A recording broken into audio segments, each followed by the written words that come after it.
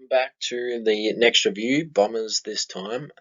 Quick little change with how I'm sort of doing it. I feel like I've been focusing too much on stoppages and maybe need to focus more on how the team actually plays. So I've got a few more transition ones. There's still certain stoppage ones in there, but a lot more transition and defense sort of ones this time. Okay, so we've got how to win versus Bombers. They sort of changed their gameplay. I'm not sure exactly what round it was during the season, but on the next slide I've got their season averages versus the last 5 rounds, and you can really see a big difference in sort of how they played. So this is for the whole season, except one of these is last 5 games, but I'll let you know. So don't allow short kicks to cut you up. Over the season, Bombers #1 in kicking efficiency, second in marks, and third in uncontested possessions. They like to chip it round until they can find their avenue to goal, and then they really take off. Well, if you see down the bottom there, we've got bounces per game at 8.3, second in the league for this season. So they really do like to take off. Second is to win the ball from clearance, 12th in clearance differential, 16th in contested possessions, and 17th in ground ball gets. Also, I've added in there that their inside 50 differential was 16th in the league. Means that teams were really getting bulk inside 50s, and Essendon weren't able to get the same. So if you win the ball first, you're a good chance of getting it inside your forward 50 and locking it in there. And the third is to play high defense and stop their run. You can see that bounces per game, 8.3, second in the league across the whole season, especially in the last 5 games. They really loved to run with the footy. 13 bounces per game, that's huge. First in the league, I think it was by 4 or 5 bounces. And then uncontested marks, third. They break out of the blocks, they find these uncontested marks, and then they handball it to runners. And that's sort of where the game plan was sort of going towards the end of last year. Okay, this might be a bit of a long slide. We're just comparing the overall seasons to the last 5 rounds for the Bombers. The Bombers seem to change their game plan during the year. My theory on what happened to their performance is that the game plan is a lot more taxing now and requires a lot more fitness. If you remember, sort of end of last year, their fitness was being questioned a bit. I think maybe the case was that they had fitness for their original game plan, but the change meant that they needed to work up to be fit for this one. Some of the stats: kicking efficiency from 1st to 8th. It's a big drop off, maybe due to tired legs, or maybe because they're running with the ball inciting more pressure. Their kick percentage having a big drop off from 11th to 18th means that there was more handballs and more running, leading to more tiredness. Bounces the same, it's only gone up 1 in terms of second to first, but the numbers there, 8.3 to 13 a game. That's a big uptick. Now these ones are sort of as a result of the tiredness. The goals per inside 50, big drop off from 8th to 17th. Because I think the forwards get a bit tired running, or they play quite deep in defence, so they're running all the way back and having to come all the way up again. So they don't have the energy to kick those goals and win the footy. Same with the goals per opposition inside 50 from 11th to 18th. That's a big drop off as well. So a bit tired from the defenders as well. Marks from 2nd to 7th, probably as a result of the kicking efficiency being low and the kick percentage being low, but some of those short breaks you get from taking a mark, being able to sum up the game, just catching your breath a bit can be quite helpful when you've got a taxing game plan, so they're not getting as many of those. Pressure acts up quite a lot. This just shows a lot more effort on defense, and again, to my point of the game plan requiring more fitness and them being tired. Same with the rebound 50 rate, 11th to 18th. Again, I feel like it's just they're tired. They don't have the energy to rebound it as much. One big improvement, though, is the inside 50 differential, as we talked about last slide. That's up to 9th in the last 5 rounds, and they got belted in a few of those games. So that's promising. I think it's because they're a lot more free flowing. The game's going up and back a bit more, so they're able to, actually get some inside 50s themselves. And then the last one, tackles, up from 17th to 13th. Again, just shows more effort on defense and an overall more taxing game plan. Okay, so when the Bombers are at their best, earlier in the year they were at their best using their foot skills to cut up teams. However, towards the end of the year they focused on a more running and handball game style, so they were quite good at cutting teams up.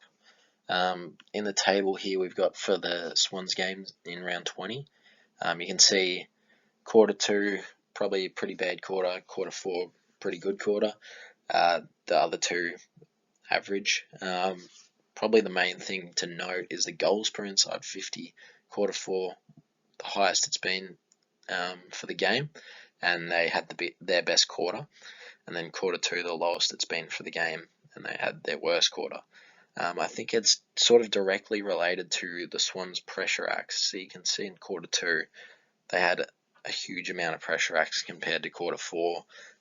With less pressure in quarter 4, Bombers were able to hit targets and were able to kick goals, leading to the higher goals per inside 50 percentage rather than quarter 2. So I think that's sort of how the game was dictated for this one. Now, I said I wasn't doing as many stoppages, but I feel as though this one's a good one to do. So we've got the Bombers set up here, just sort of like a V setup. 2 forwards up at the contest. You want to notice here that the Swans, sort of not really this one, but he will, the Swans are taking the inside of the contest because they want to force a lot of pressure up here so that if the Bombers do get it out, they rush kick it to this zone here. And that's where they'll be able to come in and take the mark and hold their players out to ensure there's no mark there by a Bombers player. Also, on the flip side, if they get it out cleanly, the Bombers players have to lead wide, meaning that they've got a harder shot at goal. So that's why they're doing that.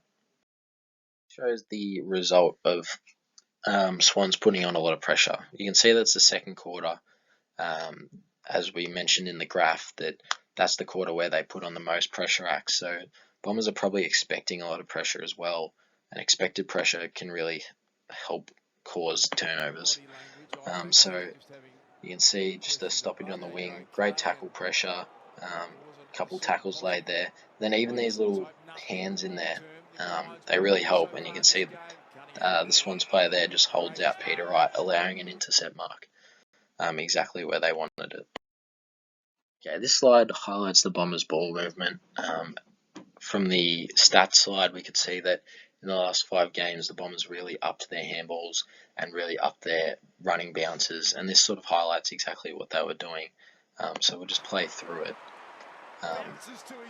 As you can see, sort of a J run by Mason Redmond here, and just sort of an errant handball. This could force a lot of pressure, but because the defenders are running so well, they're able to continue handballing. Redmond gets a kick off here, hits Merritt, and Merritt even gives a handball this close to goal. And look what that does. By giving that handball off, it brings the pressure here and opens up this person here. Even these short ones here, unfortunately Hind doesn't see it and he goes long to the top of the goal square. But that run and carry really opens up the game for the Bombers. Okay, so this slide's sort of based on Bombers' ball movement and just highlighting a mistake that they made. And then on the next slide, I'll show you what they probably should have done. So Heppel gets it here, short kick to McGrath. As the game plan says, he takes off and he hits Nick Bryan here. Just a bit of inexperience from Nick Bryan here. He's backing up. There's not a lot of Swans players back yet, but they're all pushing back, so he's taken a bit of a long time. But McGrath should really demand for it here.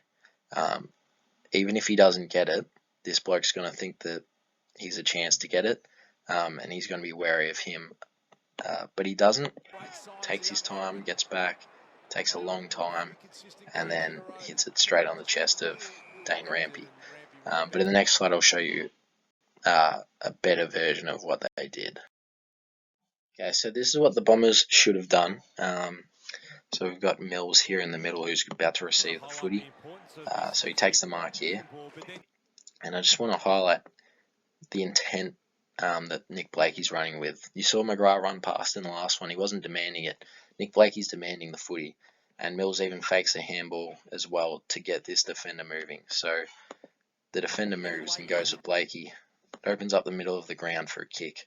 He's got no one in front of him now. He can hit anyone that leads up straight at him. So it was Lance Franklin, hits him right there.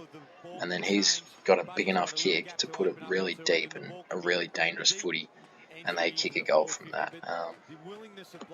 So just a bit of an inexperience from Nick Bryan, the ruckman, for not getting back quick enough.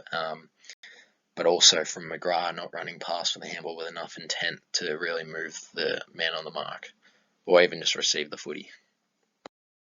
Okay, so this one's a bit of a long one, so I'll sort of get it rolling. This is just how Essendon cover the ground. You can see there's a lot of players in this sort of quadrant here, and they're all sort of on this side, high up the ground. And what this is going to show is them working hard to cut off short leads, and then also working back really hard. This is part of what I was saying about the game plan being taxing. So they're chasing here.